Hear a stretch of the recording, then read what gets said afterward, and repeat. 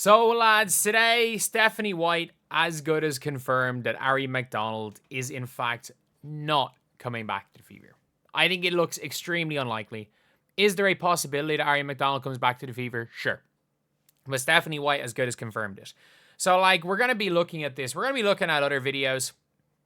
And in those videos, we're going to be looking at basically everything Caitlin Clark has said. But before that, I think this is an important thing for Fever fans. Maybe not to get your hopes up about Aari McDonald coming back for the Fever, because it does not seem likely. And by does not seem likely, I mean, I legitimately don't think there's any chance. I think there is close to a 0 chance that Aari McDonald ends up back with the Indiana Fever, which is a real pity. Which is a real pity because Aari McDonald, I thought, was legitimately a top-tier player. I thought she was a top-tier free agent. I thought she was one of the best backup point guard in the W, honestly, when she was there. And I thought that, in general, she could have really, really helped this team long-term. But unfortunately, it is just now a case where, look, you're in a situation where you're not going to be realistically able to keep her. And someone else is. And the Indiana Fever, again, I'm going to talk about it a little bit more. And I'm not going to go out and call them out yet. It's a yet that I'm not going to call them out for not cutting Aari McDonald, not cutting Bree Turner for Aari McDonald. I'm going to give them time. I'm going to give them time because you just never know. You never know what's going to happen. There is a legitimate possibility that the cut does happen and the team ends up better off for it. But we can't talk about that like it's a given because the team could end up with Bree Turner on the roster for the rest of the year. And look, if that happens, we can just admit that we were hoodwinked by the front office. And look, it is what it is. It is what it is. Even if we were completely bamboozled by the damn front office, it doesn't really matter because nothing we can do. It's just hope next year that they do a bit better, I guess. I don't know. I really don't know. But, yeah, so anyway, let's take a read of this. So this is from Chloe Peterson, the Indy Star. Indianapolis Fever released Aari McDonald. Fever signed with a hardship. Why was she released? We all know that. If you guys don't, actually, I'll explain if you guys don't know. Basically, once they get to 10 healthy players, you have to release a hardship player. You have to release a hardship player once you get to 10 players.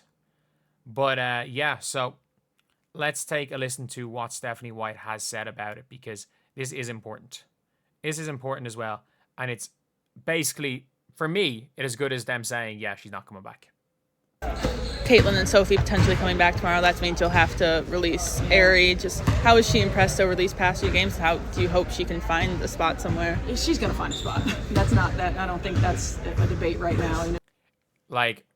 Hopefully she finds a spot. Straight away, it's yeah, she's going to find a spot. And I think they know it. They know it as well. As soon as she's gone, someone is going to pick her up. And look, that's not the end of the world. It's not the purpose of the Fever to help out other teams. They don't have to be out there and trying to build their roster around what someone else is doing. But at the end of the day, it's a bit of an annoying situation. It really is. It's a bit of an annoying situation seeing the Indiana Fever still employ Breanna Turner, who's just not good enough. Nothing against Bree Turner the person, she's just not good enough. Continue to employ her. And then yeah. And then you're seeing Aari McDonald cut and then saying, oh yeah, she'll find a home somewhere. Yeah. She's gone. She's gone and she's not coming back this year. And again, could she be a Fever next year? Sure. But I don't know. She's been the ultimate pro. She came in ready to go. She had watched such a large amount of film just on her flight in here that you could tell already her high IQ. She's a dog, and we're gonna miss her certainly. What she brought to the table for us and being. We're gonna miss her. Again, it was a pleasure watching Aari McDonald, but I mean, optics over wins. That should be the motto of the Indiana Fever. Optics over fit, optics over wins, optics over ball. We're going to sign the biggest name free agents with no We're going to sign the biggest name coach, even though she's never played a style of play that suits Caitlin Clark.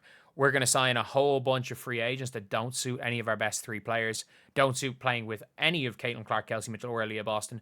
We're just going to sign a bunch of big name players. We're gonna pull a Manchester United. We're gonna pull a Galacticos. We're turning into the Real Madrid Galacticos. And just like we saw with the PSG Galacticos this year, sometimes you gotta move away from the Galactico model to win. The Galactico model does not win. Does not win in sports. And the Indiana Fever went full Galactico. Being able to come in at the point guard position and just really impact us right away was huge. But yeah, she's not gonna have a problem finding a job.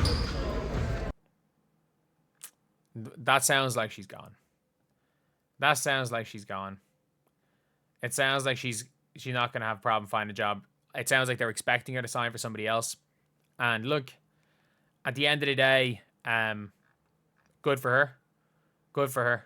The Mystics have the salary cap space to keep her, to bring her in. She would be the starting point guard for the Mystics. The Mystics could bring her in. The Sky need to cut Maddie Westbell to bring her in. There are plenty of players. There are plenty of players that, like, you kind of have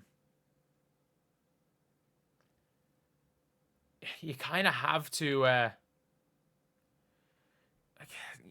there's teams that are going to take her, and the Indiana Fever were not proactive enough. I said this at the start of the year. And I mean this. I said that the Indiana Fever did not or should have cut somebody before the season started, because it's harder to cut someone during the season. I said they should have cut somebody for Aari McDonald. I said this before the season started, that somebody should have been cut for her. However, they didn't, and it's just an all-around bad situation. An all-around bad situation. And look, they've now put themselves in a situation where Bree Turner is on the roster for the rest of the year to do nothing. As I have said, it is very likely she is unwaivable. It is very likely that she is unwaivable because of her position on the Players Association. But this was not quite as bad as what the Dallas Wings did, not quite as bad as what Chicago Sky did, because both of those teams are not trying to tank, and at least the Fever aren't tanking. At least the Fever are going to be almost guaranteed to make the playoffs. Like, if the Fever don't make the playoffs, and somehow the Wings do, like, yeah, I'll not even entertain. I will admit defeat in the Paige versus Caitlin debate, but that's not going to happen. The Fever are going to be fine. They're going to be fine. But this front office this is now happening. This is the problems of the front office. Like, Coulson is left as your only backup point guard again, and Bree Turner is left as a nothing player, and they had a chance but chose not to do anything. But anyway, I'll see you guys.